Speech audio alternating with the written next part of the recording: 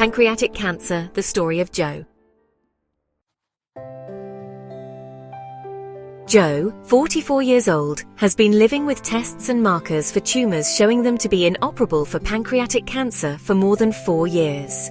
All the innumerable blood test difficulties created for him by this complex cancer pathology did not preclude him from the project of crossing Italy and Europe on foot. His motto, "Good life to all." I asked Joe, how did you find out you had it? On October 17th, 2013, a friend pointed out the yellow colour of my eyes. That same night, I developed severe abdominal pain. At 3 a.m., I decided to go to the emergency room of Pordenone Hospital. It was October 17th, 2013, late afternoon. I was smoking a cigarette from my second pack, chatting with a friend. Suddenly he said, "You know, Spy, you have yellow eyes." At that moment, I didn't think much of it and replied, "Maybe tomorrow I'll stop by the pancreatic cancer doctor for a tumour marker blood test. It might be fatigue or something." I finished the chat and my cigarette. That night the pain became excruciating, which scared me. My worried wife suggested going to the emergency room, but I hesitated. I thought the pain would pass. It didn't pass. At 3 a.m. I took the car and drove to the emergency room. The Castaway Civil Hospital is about 15 kilometres from my house. I parked right outside. There were plenty of parking spaces. I rang the emergency bell and entered the green code. After acceptance and the usual medical history, I had the blood exam prescribed by my doctor. After an hour, I received a pain reliever, possibly morphine. The doctor then said, "We need to admit Joe urgently."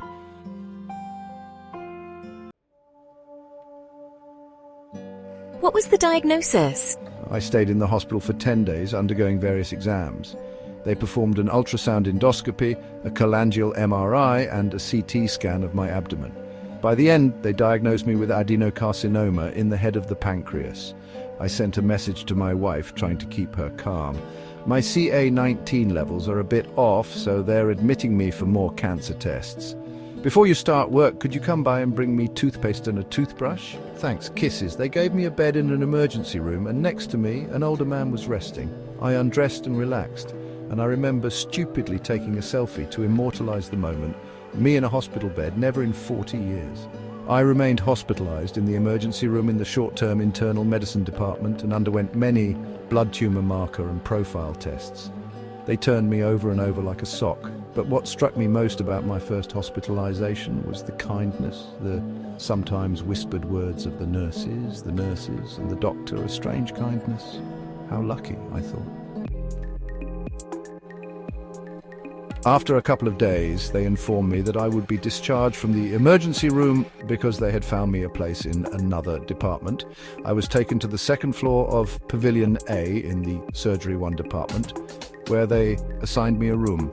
The code had become urgent. This time, there were no other patients, a room at the end of the corridor with a personal bathroom, and this time I thought, wow, what an ass.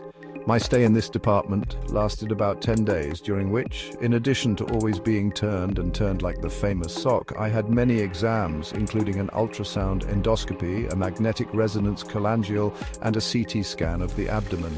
I perceived that I was unwell, or rather that there was something wrong with me, as the days went by, and not because I saw more attention towards me from the nursing staff, but because I realized that I was taking too many pancreatic exams, one behind the something else, and to see a different expression on the faces of the doctors who passed by on their rounds that went beyond the classic questions.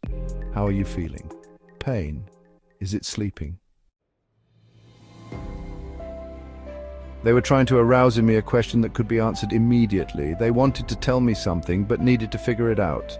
There was a lot of confusion in my head, and I thought I wasn't sleeping. I was researching on the internet. I had my wife bring me all the technological aids I had on purpose, an iPad, laptop, modem, and a small television. In all this nonsense, I was looking for help. I was looking for answers. I had found them, but didn't want to know they were true.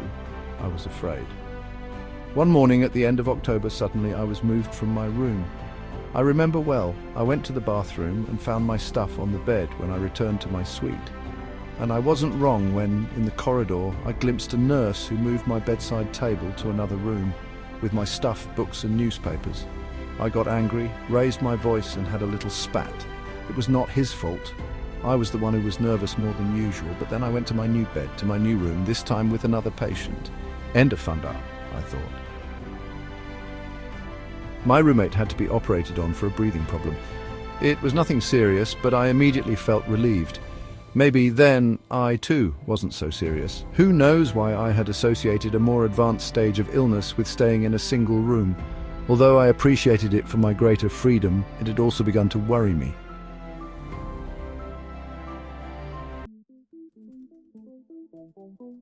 Thank you for listening to this story. The purpose is so that we realize that we are not alone.